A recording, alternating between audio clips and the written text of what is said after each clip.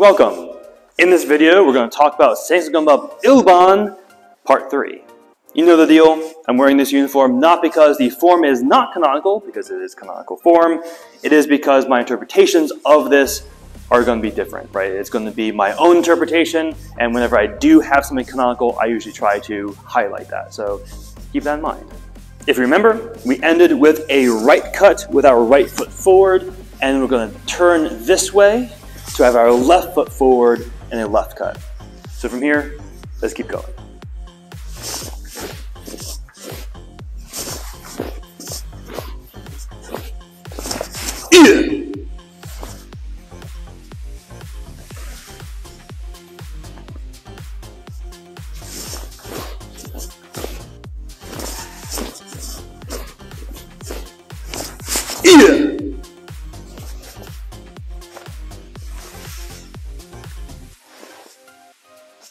For your records, I'm going to tell you what angles each of those are from start to finish, just because that gets complicated after a while, right? So if we're here, we drew cross cut. We're going to be here. So it's center cut, center cut, center cut, all with the right foot forward.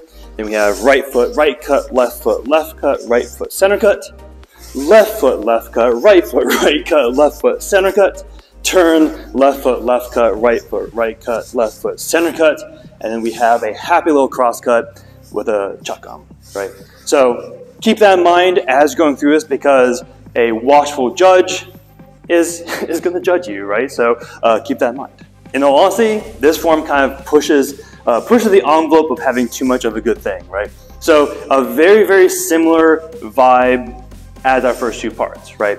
So even from here, where we had our left foot left cut, again, the idea could be, again, switching up target areas, right? So this first one might simply be a clear, making sure I have the distance, and I'm going to maybe potentially aim for your wrist, then your head. Again, going around their sword and straight in for the headshot, right? Again, same thing here.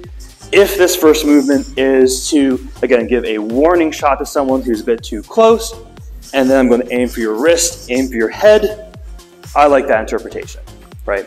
So all of this is still not too weird, right? So even from here, yes, it's the mirror image of, and I like having mirror images, right, of our first turn, right?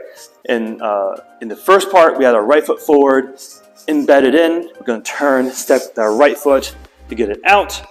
This time, we have our left foot forward. I'm going to look over my right shoulder. I'm going to step with my left foot, again, to get it out of the body. Again, all of the ideas of using that translation in your body and the idea of popping the sword out of the diaphragm in order to get a little bit more oomph with your cut is all applicable there as well.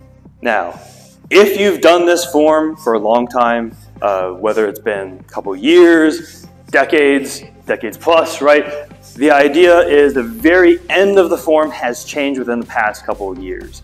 So it is a change that, I'm happy I'm wearing this uniform, right? It is a change that I personally do not like, and in full disclosure, if you ever see in my students, we've reverted to the way that we initially learned it. Now I'll tell you why, because I don't like making changes without having a very, very solid reason why not to do something. So obviously, if you're part of the Federation, do the way the Federation wants you to do, but I'm going to dial it back and explain why, at least personally, I don't do that. So getting up into that point, right? So everything up until that last center cut has been the same for years and years and years and years, right? I don't think that's changed at all, essentially, since the format was developed, right? So we're here, we just did our left, right, center. So we're going back into our sitting stance to do that cross cut. So in the past couple years, it is now sort of finalized to be from here, stepping back into that sitting stance as I prep here, one-handed cross cut. Yeah. We'll talk about the chakam in a little bit because I do like it, but I want to play with that later. So that may not seem weird yet until you see what it used to be and kind of maybe see why, right? So versus, we're here. So this is the way that is no longer canonical, but the way that I learned it, and again, the way it was years before. So from here, instead of going straight into a sitting stance, I'm going to slide back into a sotose, again a short stance, as I start to prep my crosscut. As I shift my hips into the sitting stance, I'm going to throw that momentum and the weight of my body into that and drop it. It's a little funny because just earlier today I had to fix the clip on this. It's like, why does it break all the time? Yeah, that's probably why, right? But going back to that, right? So what used to be, and I'll do it without too much talking here, slide back, hip shift, and then chuck on, right? Again, using your hips to get it back in here. The reason I very much like this, and to the point that the concept is so fundamental and so important to the way that I train and the way that I want to have people grow, that I'm willing to get a little bit of ire from the Federation. So from here, the idea of translating, so sliding and then shifting. So that shift to get that really good power here is key, right? The idea, pop. Again, rolling the hip, opening up the hip as you have a nice powerful crosscut is so good. Like the idea of that shift to get even more power with your cut, I just love it so much.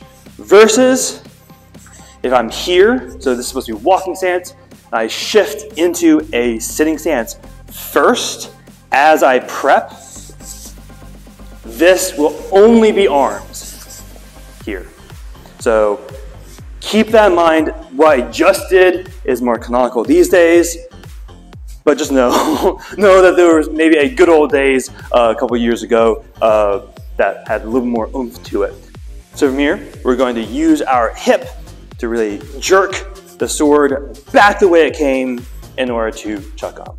Now this is something that's very, very similar to what you've seen in Iaido. So Iaido has something called the chiburi, right? So from here, you're up, you're in, you kind of flick down. The idea is to cast blood off of your sword, or at least, at the very least, away from your hilt, right? So that you can wipe it down, clean it, oil it, all that fun stuff before it actually goes back into its scabbard properly, whether that's for long-term storage or whatever, right?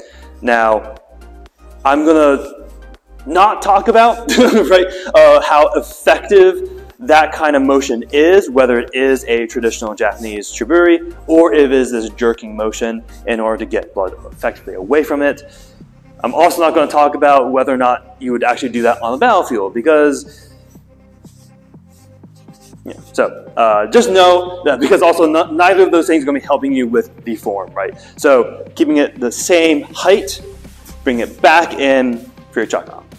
But let's talk about that chuck on, right? So ignoring the footwork for now.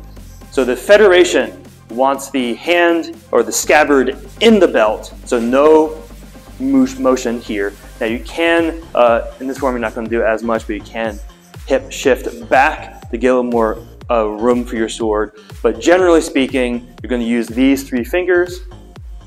Again, these two are going to be gripping onto the top of your scabbard. These 3 are going to be out. You're going to clamp onto the sword. Again, scabbard ideally doesn't move. My right hand is the one that wipes the blood off or just guides sword in. And then as it's coming in, my thumb guides it in as well. So that is also going to be true for the draw. Even if we're going to a defense, you're going to notice me, because I don't do this, right? But you're going to notice that I use my scabbard a lot in order to draw and to put the sword away. Mostly because that's just habit, something that I really like. But just know, canonically, the scabbard shouldn't move as we draw and as we put the sword away, which is why sometimes you see a lot of like this hip shifty stuff.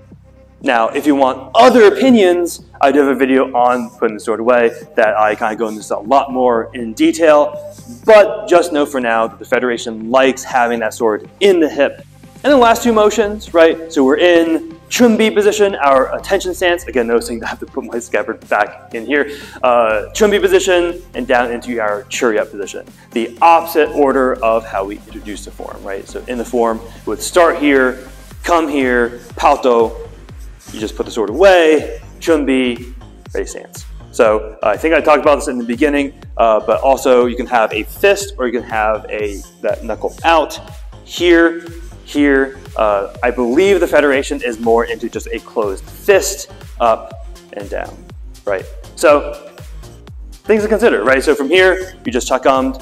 Noticing also, as the sword was being put away, my right foot is going to go to my left foot, and as my feet click together, my sword clicks shut. It shouldn't be clicking because you should be using your thumb to close it, but that is the timing of that as well. Now, one small thing with why the right foot to the left and not the left to the right. Left to right is going to give a lot of motion to the scabbard and as to a live blade, right? As you're moving it versus moving your right to the left is going to be a lot more stable. This is going to move a little bit less, generally safer, and just good form.